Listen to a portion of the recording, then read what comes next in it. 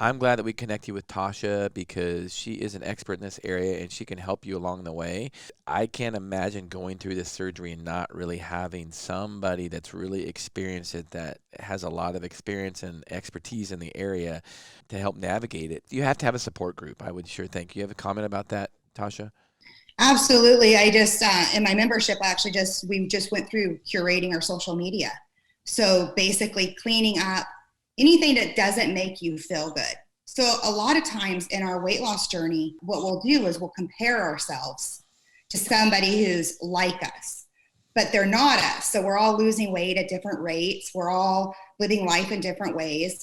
Our body, somebody may, be kind of look like me, but she may be 10 years older than me, right? But we'll still compare ourselves to these results. So one of the exercises that we went through was actually curating our social media and making it positive. So when I left or closed out of my Facebook account, I left feeling good about myself, not feeling horrible about myself, because I'm comparing myself to what I think the way things should happen, and they're not happening that way, or the way that I should look, or my skin should look, or my hair should look. We'll compare ourselves to all these different factors, but she's not me, or Carl, he may not be you, right?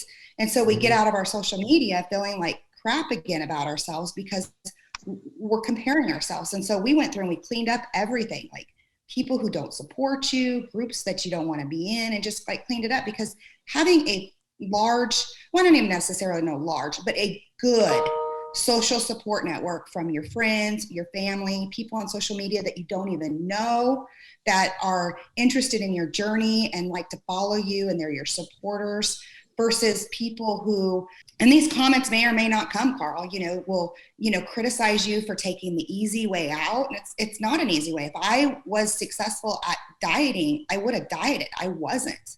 So I took the next step to gain control back of my life, right? And Carl did the same thing for his health. And you'll get people who will make you feel crummy about making that decision, but that was the best decision for me. And that was the best decision for Carl.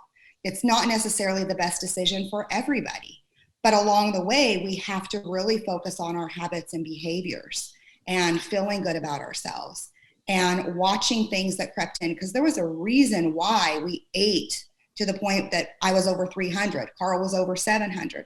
There were reasons why we did that. And it's so important during your journey that you have people to help you along the way so that you can recognize why you did certain behaviors. Because if you don't, they don't change and they'll come back in.